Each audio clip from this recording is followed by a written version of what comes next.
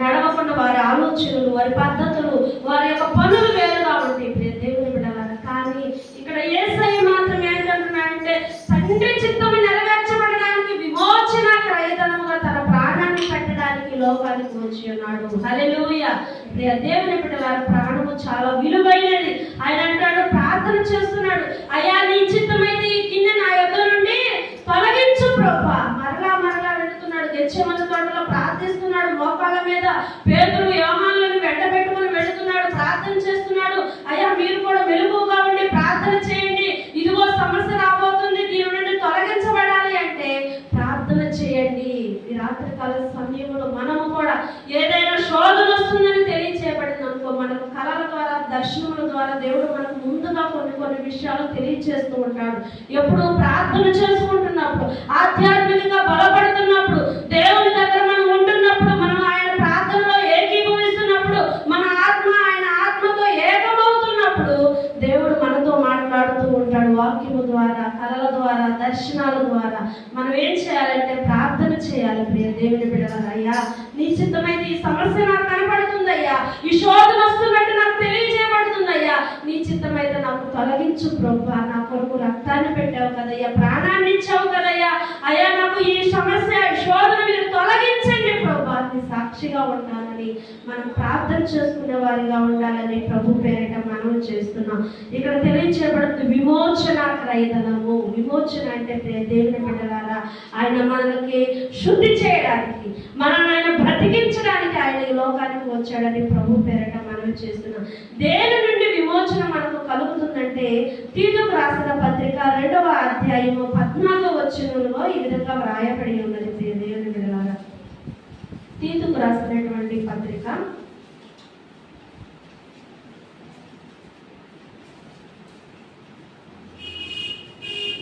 తీతుకు రాసిన పత్రిక 2వ అధ్యాయము 14వ వచనంలో ఈ విధంగా వ్రాయబడి ఉన్నది. ఆయన సమస్తమైన దుర్నీతి నుండి మనలను విమోచించి సత్క్రియలంత ఆసక్తి గల ప్రజలను తన కోసరము పవిత్రపరుచుకొని తన సొత్తుగా చేసుకొనుటకు తనను తానే మన కొరకు అర్పించుకొనెను. హల్లెలూయా. ప్రియ దేవుని బిడ్డలారా, మొదటిగా ఇక్కడ మనం గమనించినట్లయితే ఆయన ఎందుకు విమోచన క్రయధనముగా తన ప్రాణాన్ని మనకు అర్పించాడంటే సమస్తమైన దుర్నీతి నుండి మనలను విమోచించడానికి. హల్లెలూయా. సమస్తమైన దుర్నీతి, మనలో ఉన్నటువంటి దేవునికి అవిధేయకరమైనటువంటి దుర్నీతి ఏమైతే ఉందో దానన్నిటిని తొలగించడానికి ఆయన రక్తాన్ని కార్చాడు. ప్రియ దేవుని బిడ్డల, సత్క్రియలంత ఆసక్తి గల ప్రజలను తన కోసము పవిత్రపరచుకొని తన సొత్తుగా చేసుకొనుటకు తను తానే మన కొరకు అర్పించుకొనెను. ఈ రాత్రికాల సమయంలో సమస్తమైన దుర్నీతి నుండి, మనలో ఉన్నటువంటి దుర్నీతి ఏమైతే ఉన్నదో, దేవునికి అవిధేయకరమైనటువంటి, ఆయాసకరమైనటువంటి ఏమైనా మనలో ఉన్నట్లయితే మనం అనుకుంటాము ప్రతిదినము కూడా మనం ఏం చేస్తూ ఉంటామండి, దేహ శుద్ధి చేసుకుంటాం కదండి. ఎగ్జాంపుల్గా దేహ శుద్ధి అనేది ప్రతిదినము చేసుకుంటాం. కానీ ఒక 2 రోజులు 3 రోజులు చేసుకుంటే దేహం మనిషి దగ్గర ఉంటామండి. బ్రష్ చేయకుండా, స్నానం చేయకుండా ఒక 2 రోజులు అలాగే ఉన్నాం అనుకోండి, మనం మాట్లాడేటప్పుడు, మన పక్కన కూర్చున్నప్పుడు వారు ఉండగలరా? ఉండలేరు. దేవుని బిడ్డలారా, ఎందుకు? మన యొక్క దేహం నుండి దుర్గతి అంటే చెడ్డ వాసన అనేది బయటికి వస్తుంది. దేవుని బిడ్డలారా, కానీ దేవుడు ఏం చేస్తున్నాడంటే ఆయన దేహ శుద్ధి చేస్తూ, ఆయన ఏం చేస్తాడు, శ్రమయందు, శరీరమందు కూడా శ్రమ పడుతూ ఆత్మ, ఆయన ఆత్మ ఏం చేస్తుందంటే దేవుని బిడ్డలారా రోధిస్తూ, దుఃఖిస్తూ ఆయన శ్రమ పొందినట్టుగా తెలియజేయబడుతుంది. ఇక్కడ సమస్తమైన దుర్నీతి నుండి, మన శరీరంలో ఉన్నటువంటి చెడ్డ కార్యములు ఏవైతే ఉన్నదో, మన శరీరాన్ని శుభ్రపరచుకుంటాం. లోపల దాన్ని మనం శుభ్రం చేసుకోగలమా? ఎలా శుభ్రం చేసుకుంటాం? బయట దాన్ని అయితే ప్రతిరోజు స్నానం చేసుకుంటూ, బ్రష్ వేసుకుంటూ, బట్టలు మార్చుకుంటూ, అలా మన రోజు డైలీ యాక్టివిటీస్ చేసుకుంటూ ఉంటాం దేహానికి.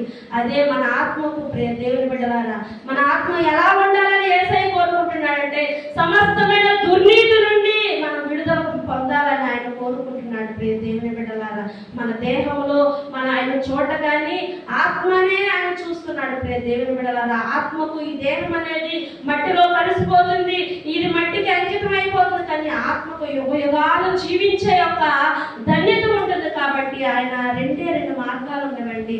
ఆత్మ అనేది నరకానికి వెళుతుంది, లేకపోతే పరలోకానికి వెళుతుంది. ఆయన ఎక్కువగా మన పరలోకంలో ఉండాలని ఆయన కోరిక. కాబట్టి నరకానికి వెళ్ళకూడదని, మన ఆత్మ చనిపోయినా కానీ మనం నరకానికి వెళ్ళకూడదు, దేవుని దగ్గర ఉండాలని ఆయన కోరుకుంటున్నాడు. దేవుని బిడ్డలారా, కాబట్టి ఆయన మన ఆత్మ బ్రతికి ఉండాలని, యుగయుగాలు దేవునితో ఆయన రాజ్యములో ఉండాలని ప్రియ దేవుని బిడ్డలారా, ఇక్కడ జీవించినంత కాలము కూడా దుఃఖము, వ్యాధులు, బలహీనతలు, అనారోగ్యము, అనేకమైన కష్టాలు, బాధలు పొందాలి. అవన్నీ కూడా యేసయ్య మనకు మార్గాన్ని చూపించాడు కదండి. ఆయన ఏ నేరము చేయలేదు, ఏ పాపము చేయలేదు. కానీ ఆయన ఏం చేయబడ్డాడు? శరీరమందు శ్రమ పడ్డాడు ఈ లోకములో. అవునా కదండి? సిలువ వేసినప్పుడు యేసయ్యని ఏ విధంగా కొట్టారు, గుద్దారు, ఆయన హింసించారు, హేళన చేశారు, మొహం మీద ఉమ్మేశారు. ప్రియ దేవుని బిడ్డలారా, ఆయన అన్ని కూడా శరీర రీతిగా ఎన్నో అవమానాలు పొందాడు నీతి నిమిత్తం. ప్రియ దేవుని బిడ్డలారా, మనలో బ్రతికించడం కోసము, మనకు మార్గం చూపించడం కోసము యేసయ్య ఆయన చనిపోయి ఉన్నాడు. ఇక్కడ తెలియచేయబడుతుంది, సమస్తమైన దుర్నీతి నుంచి మనల్ని కాపాడడానికి ఆయన ప్రాణాన్ని పెట్టి ఉన్నాడు. కాబట్టి ఈ రాత్రికాల సమయంలో ఏదైతే దేవునికి వ్యతిరేకమైన క్రియలు మనలో ఉన్న వాటిని మనం దూరపరచుకొని మనలో మనము ఆయనకు పరిశుద్ధురాలుగా మనం సమర్పించుకోవాలని ప్రభు పేరట మనం చేస్తున్నాం. రెండవదిగా మనం జ్ఞాపకం చేసుకున్నట్లయితే పేతురు రాసినటువంటి మొదటి పత్రిక 1వ అధ్యాయం 18వ వచనాన్ని చదువుకుందాం.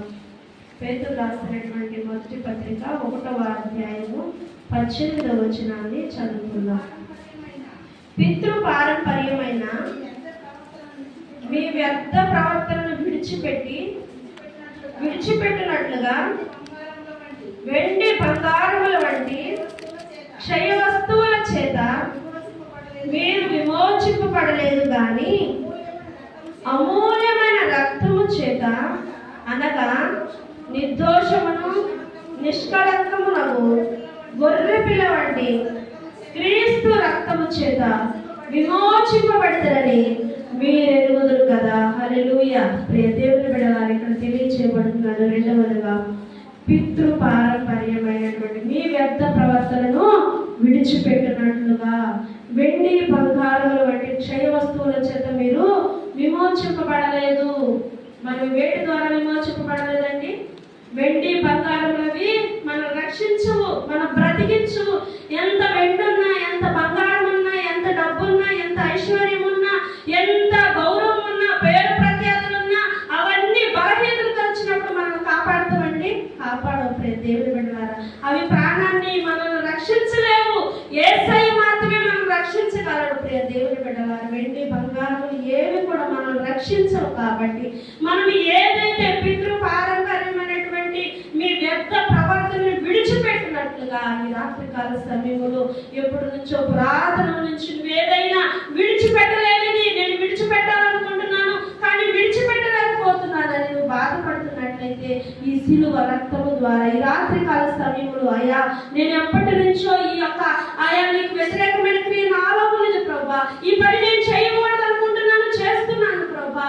అయ్యా నీ మందిరానికి నేను సమయానికి వెళ్ళాలనుకుంటున్నాను కానీ వెళ్ళలేకపోతున్నానయ్యా. ప్రార్థన చేసుకోవాలనుకుంటున్నాను, సమయానికి ప్రార్థనలో గడపలేకపోతున్నానయ్యా. అయ్యా లేకపోతే వాక్యం నేను చెప్పాలని ఆసక్తి ఉంది కానీ వాక్యం చెప్పలేకపోతున్నానయ్యా. నీ చిత్తమైతే ప్రభా నాలో ఉన్నటువంటి ఈ పితృపారంపర్యమైన వ్యర్థ ప్రవర్తనను విడిచిపెడతానయ్యా. నీ యొక్క పరిచర్య విషయంలో, నా కుటుంబంలో, నా సంఘంలో నేను నమ్మకముగా ఉంటానయ్యా, యథార్థముగా ఉంటానయ్యా. నువ్వు కార్చిన రక్తము ద్వారా నన్ను విమోచించు ప్రభా అని రాత్రికాల సమయంలో ఆయన మనం అడిగే వారిగా ఉండాలని ప్రభు పేరిట మనం చేస్తున్నాం. ప్రియ దేవుని బిడ్డలారా, వెండి బంగారములు ఏవి కూడా మనల్ని రక్షించవండి. ఆయన రక్తమే మనల్ని రక్షిస్తుంది, ఆయన రక్తమే మనల్ని పరలోకానికి తీసుకువెళుతుంది. కాబట్టి యేసుక్రీస్తు యొక్క రక్తము ద్వారా మనందరం విమోచించబడేవారుగా ఉండాలని ప్రభు పేరిట మనం చేస్తున్నాం. మూడవదిగా మనం గమనించినట్లయితే గలతీయులకు రాసిన పత్రిక 1వ అధ్యాయము 4వ వచనాన్ని చదువుకుందాం. గలతీయులకు రాసిన పత్రిక 1వ అధ్యాయము 4వ వచనాన్ని చదువుతాం. మన తండ్రి అయిన దేవుని చిత్త ప్రకారము క్రీస్తు మనలను ప్రస్తుతము దుష్ట కాలములో నుండి విమోచింపవలెనని మన పాపముల నిమిత్తము తనను తాను అప్పగించుకొనెను. హల్లెలూయా. దేవుని బిడ్డలారా, ప్రస్తుత దుష్ట కాలము నుండి మనం విమోచించడానికి ప్రస్తుతమైతే ఏదైతే దుష్ట సంఘం అన్నటువంటి దుష్టాత్మ మనల్ని ఆవరించి ఉంటుందో, ప్రస్తుత కాలంలో ప్రియ దేవుని బిడ్డలారా, ఏదైతే ధనాశ కానీ లేకపోతే ఇప్పుడు ప్రస్తుత దినాలు ఎలా ఉన్నదండి, చాలా భయంకరముగా ఉన్నది ప్రియ దేవుని బిడ్డలారా. ప్రస్తుత దినాలలో ఇక్కడ తెలియజేస్తున్న ప్రస్తుతపు దుష్ట కాలంలో నుండి మిమ్మల్ని విమోచింపవలనని మన పాపముల నిమిత్తము తను తాను అప్పగించుకొనెను.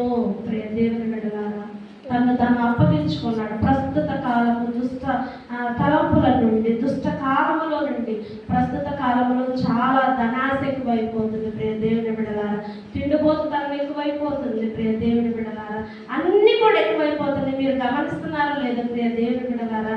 డబ్బుకి ఎక్కువ ఆశ చూపిస్తున్నారు. తిండిపోతుతనము, వివాహాలు ఎక్కువగా, అన్ని పెళ్ళిళ్ళు, పేరెంటాలు చాలా విపరీతముగా జరుగుతున్నాయి. అంటే రాకడకు సూచనలండి. ప్రస్తుత కాలంలో రాకడకు ఇవన్నీ సూచనలు. కాబట్టి మనం ఎలా ఉండాలి అంటే ప్రియ దేవుని బిడ్డలారా, విమోచన క్రైదముగా వెలపెట్టుకున్నటువంటి ఆయన రక్తములో మనం విమోచించబడాలి. ఆయన రక్తమే మనకు మార్గము. ఆయన రక్తమే మనల్ని పరలోకంలో తీసుకువెళుతుంది. ఆయన రక్తమే మనం రక్షిస్తుంది. మన పాపములకు విడుదలగా కలగాలంటే ఆయన రక్తమే. కాబట్టి మనం ఈ లోక సంబంధమైన వాటి కోసము మనం కష్టపడుతూ ఉంటాము. కానీ దేవుడు అంటున్నాడు, నా నీతిని రాజ్యమును వెతకమంటున్నాడు. దేవుని బిడ్డలారా, ఎప్పుడైతే వాటి అని మనం ఆసక్తి చూపిస్తామో, ఎప్పుడైతే మనం దేవుని మీద ఎక్కువగా ఆధ్యాత్మికంగా బలపడతామో, అప్పుడు దేవుడు సమస్తము మనకు అనుగ్రహిస్తాడని దేవుడు తెలియజేస్తున్నాడు. ప్రస్తుత కాలపు దుష్ట కాలంలో ఉన్నాము కాబట్టి ఏవి మనల్ని ఆవరించకుండా ఉండాలంటే దేవుడిలో మీరు బలపడాలని ప్రభు పేరట మనం చేస్తున్నాం. చివరిగా మనం